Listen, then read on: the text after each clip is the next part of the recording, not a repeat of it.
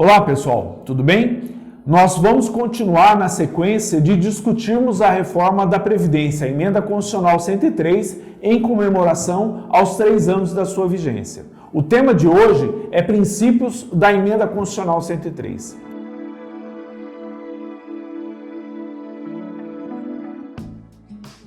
Ora, nós temos alguns princípios, alguns fundamentos que vão permear todo o texto da reforma da Emenda Constitucional 103. O primeiro e o mais importante deles, e que eu vejo que em geral não se dá muita importância, mas que para mim é fundamental, é a questão de que nós, através da Emenda Constitucional 103, foram desconstitucionalizadas as regras de concessão de aposentadorias e pensões. O que significa isso? Até então, nós tínhamos todo o regramento, todos os critérios de acesso às aposentadorias e pensões previstos na Constituição Federal e nas emendas constitucionais. Emenda Constitucional 20, 41, 47 e 70. A Emenda Constitucional 103 veio e quebrou este paradigma legislativo. O que ela fez? A partir de agora, quando for necessário realizar alterações nos critérios de concessão de aposentadorias e pensões, cálculos, reajustes, estas alterações serão realizadas não mais através de emenda constitucional, mas sim através de lei complementar na sua grande maioria. O que significa isso praticamente? Que o quórum de aprovação no Congresso Nacional e também nos municípios foi reduzido muito sensivelmente.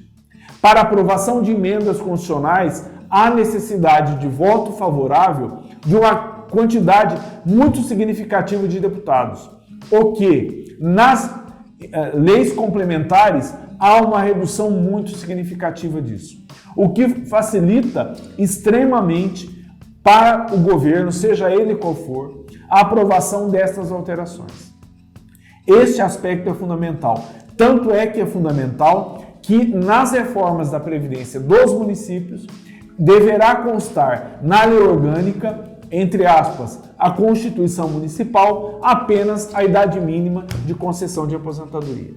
Um outro aspecto importante foi de que a emenda procurou observar a capacidade contributiva, implementando as regras de contribuição tanto para os servidores federais quanto para aqueles vinculados ao regime geral de previdência de maneira escalada, de maneira gradual, ou tentou-se observar uma proporção nessas contribuições dos servidores e também dos servidores, ou melhor, dos trabalhadores vinculados ao regime geral. Inclusive, para o regime geral, houve uma redução da contribuição, uma pequena redução daquela parcela da população que recebe um vencimento menor, um salário menor. Esta observância da capacidade contributiva prevista na Constituição não se aplica na sua integralidade a estados e municípios, porque a implantação da alíquota progressiva em geral, principalmente nos municípios, reduz a contribuição, reduz o valor que os servidores vão contribuir, o que tem como consequência o aumento do déficit. Uma outra questão, e aqui também me parece uma questão central, é aquele princípio previsto no artigo 40 da Constituição Federal, no seu caput, que é a manutenção do equilíbrio financeiro e atuarial. Este é um aspecto central. Evidentemente que o que nós temos visto na prática cotidiana é que a implantação da reforma não resolve o déficit atuarial na grande maioria dos municípios. Há uma redução, em geral, de 25% a 30% quando a emenda constitucional é implantada com regras assemelhadas nos municípios. Mas é uma redução muito significativa, um marco legislativo muito importante que deve ser discutido a viabilidade ou não da sua implantação em cada município, em cada estado.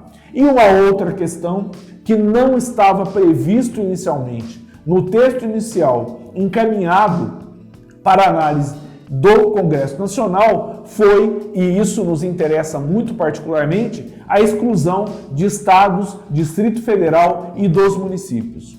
Isto trouxe situações muito particulares e de uma insegurança jurídica gigantesca.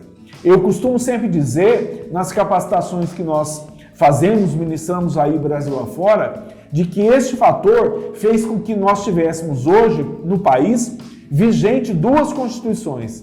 Uma constituição, em especial no artigo 40, que vige para aqueles municípios que não fizeram a reforma da Previdência, porque está lá o fundamento jurídico para a concessão das aposentadorias e pensões, e outro artigo 40 que vige para aqueles municípios que já fizeram a reforma da Previdência. Para estes, a observância do artigo 40 são em pequenos aspectos, porque é a lei municipal que vai regulamentar isso, vai regulamentar todos os critérios de concessão de aposentadorias e pensões que podem, inclusive, e que na nossa prática cotidiana tem se mostrado que são diferentes, algumas vezes muito diferentes, de um município para o outro.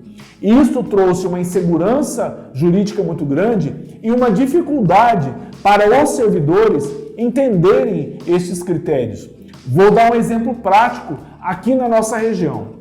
Nós estamos na região de Ribeirão Preto, que é um município de 600 mil habitantes, que já implementou a reforma da Previdência desde dezembro de 2020. Nós temos ao seu lado, a 20 quilômetros de distância, e que também tem um regime próprio de Previdência, e que neste momento que eu estou falando com vocês, não implantou a reforma da Previdência. Aliás, em Ribeirão há 3 municípios vizinhos que não implementaram. O que nós vamos ter?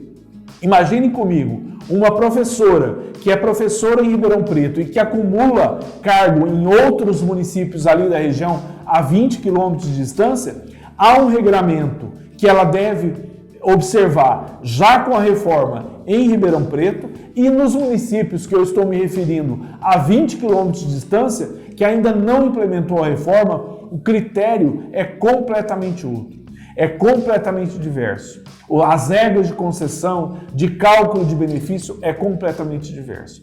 Foi esta a situação que, na prática, a exclusão do texto principal da reforma de estados e municípios trouxe. E aí nós temos todas as consequências daí advindas. Muito obrigado, até o próximo vídeo. Não se esqueçam de se inscrever no canal e acionar o sininho. Um grande abraço, até a próxima.